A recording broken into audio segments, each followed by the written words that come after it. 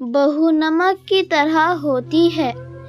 एक छोटे से गांव की रहने वाली रीना इलाहाबाद के एक बड़े व्यापारी का बेटा मनीष के साथ उसका विवाह हुआ।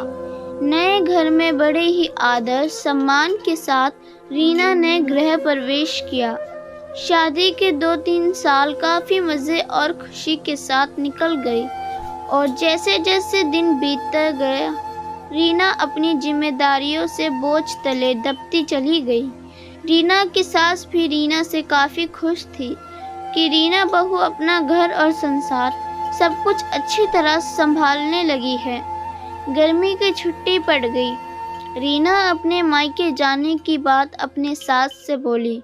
मम्मी, 2 साल हो गए मैं मायके नहीं जा पाई, क्या मैं थोड़े दिन जाकर आऊँ? सास ने जवाब दिया, देखो रीना, अगले साल चले जाना। रीना यह सुनकर काफ़ी नाराज़ और दुखी होकर सोचने लगी कि जब पूनम दीदी हर 3 महीने पर घर आती हैं तो मम्मी काफ़ी खुश होती है और कहती है कितने दिन के बाद आई हो, और मुझे 2 साल हो गए, मेरे बारे में कोई कुछ सोचता ही नहीं है। मेरी खुशी किसी के लिए कोई मायने ही नहीं रखती। और क्या दिन भर इन लोगों को खाना बना के खिलाती रहूं, घर का सारा काम करती रहूं, क्या मेरी यही जिंदगी है? और रीना कमरे में आंसू की धारा समेटे दाखिल हुई। शाम को पूनम दीदी आने वाली है, देखना मम्मी कितना खुश होती हैं। खाने के अलग अलग फरमाइशों की लड़ी लगाती रहेंगी कि कभी पूनम दीदी के लिए समोसा बना दो, कभी पालक पनीर तो कभी बिरयानी। मैं इतना क्यों सोच रही हूँ, करना तो मुझे ही है, बनाना है तो चलो किचन में अभी से तैयारी में लग जाऊं। यह सोच ही रही थी कि तभी सास ने आवाज़ दी, रीना जल्दी नीचे आओ, देखो पूनम आई है। रीना अपने चेहरे पर मुस्कान लिए अपने दुख को अंदर एक कोने में दबाए अपनी ननद का स्वागत करती है। कैसी हो भाभी? पूनम रीना से बोली। अच्छी हूँ दीदी, और घर में सब कैसे हैं? अच्छे हैं। अच्छा, हमारे जीजा जी कैसे हैं? पूनम शर्माते हुए कहती है, वे भी अच्छे हैं। अच्छा दीदी, आप बैठो, मैं नाश्ता बनाकर लाती हूँ। नहीं नहीं भाभी, कुछ मत बनाओ, मैं अभी घर से नाश्ता करके आई हूँ और भाभी केवल 2-3 घंटे ही रुकना है मुझे, क्योंकि सास की तबीयत ठीक नहीं है। आपके जीजा जी उन्हें लखनऊ दिखाने गए हैं, तो वो बोले तुम अकेली यहाँ क्या करोगी? एक काम करो, तुम अपने मायके जाकर सबसे मिलकर चली आओ। सो मैं आ गई, मुस्कुराते हुए पूनम ने जवाब दिया। अच्छा दीदी रुको, मैं खाना बना ही देती हूँ, आप खा भी लीजिएगा और जीजा जी और आपके सास के लिए खाना भी मैं बांध दूंगी। अरे भाभी, मेरे साथ बैठो, बातें करो, शाम तक मैं चली जाऊंगी, खाना तो बनता ही रहेगा। तभी रीना की सास ने रीना से कहा, तुम एक काम करो, पूनम के साथ बैठो, बातें करो, मैं कुछ बनाती हूँ। जी नहीं मम्मी जी, मैं बनाती हूँ, आप दीदी से बात कीजिए।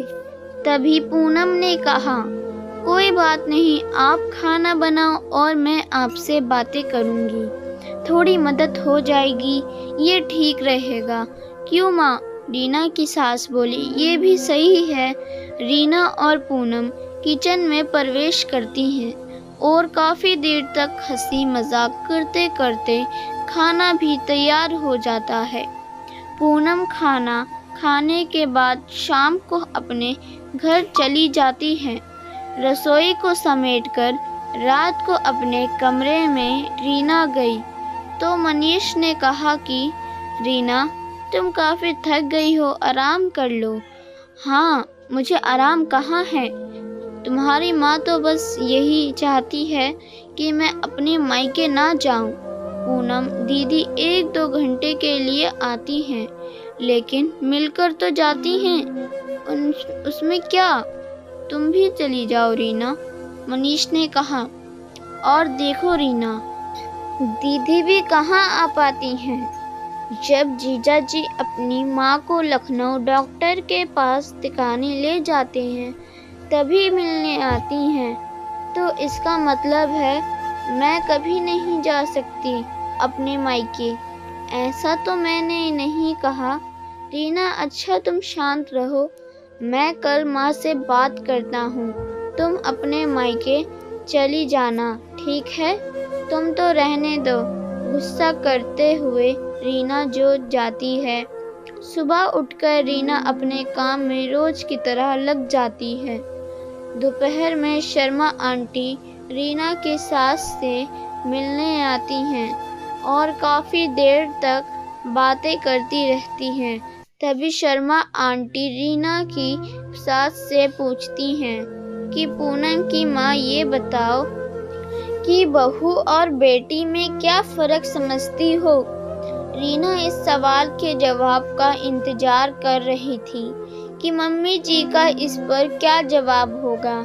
रीना की सास ने मुस्कुराते हुए बोली, बेटी कैसी भी हो पर वह मीठी होती है, बहू नमक की तरह नमकीन होती है। ये सुनते ही रीना निराश होती है और दिल भी काफ़ी दुखी हो जाता है। शर्मा आंटी चली जाती हैं।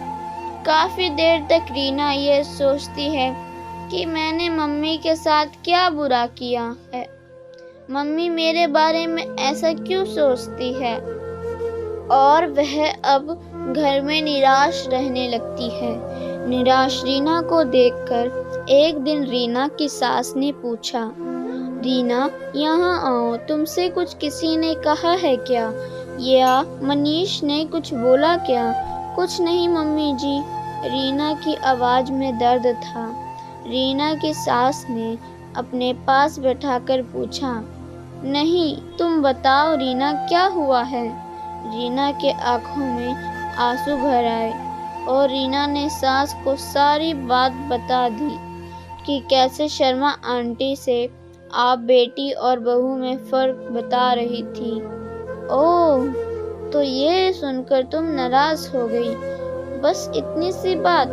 अरे रीना, मैंने कहा बेटी मीठी होती है, वह चाहे कितनी भी गलती करे उसकी गलती नज़र ही नहीं आती है। वह गुड़ की तरह मुंह में घुल जाती है और खाने में अगर मीठा ना हो तो कोई फ़र्क नहीं पड़ता। और बहू नमक के समान इसीलिए है क्योंकि खाने में अगर नमक ना हो तो खाना बेस्वाद होता है। खाने में नमक मिलने पर हम जो खाना खाते हैं उसी समय नमक के हम कर्जदार बन जाते हैं। ठीक उसी तरह तुम मेरे लिए वही नमक हो। मैं अपने स्वार्थ के लिए तुम्हें कहीं जाने नहीं देती हूँ, क्योंकि तुम्हारे ना रहने पर घर सूना सा लगता है। इस घर को संभालती हो, इसीलिए हम तुम्हारे कर्जदार हैं। रीना सारी बात समझ जाती है और अपनी सास के गले लिपट कर रोने लगती है। शाम को मनीष जब घर आता है तो अपनी माँ से कहता है कि माँ, रीना अपने मायके जाना चाहती है। एक दिन के लिए रीना तपाक बोल उठी, नहीं नहीं, मुझे नहीं जाना है। मैं चली गई तो खाना में कोई स्वाद नहीं रहेगा। मनीष को कुछ समझ नहीं आया कि कल रात मायके जाने के लिए मुझसे कह रही थी, अचानक से इसे क्या हो गया। मनीष सोचने लगा कि इन औरतों को समझना मर्दों की बस के परे है। रीना की सास रीना के सिर पर हाथ फेर कर रही थी और मनीष एक टक लगाकर रीना और अपनी माँ को देखता। दोस्तों, यह कहानी आपको कैसी लगी? कमेंट बॉक्स में अपनी राय ज़रूर दें। धन्यवाद।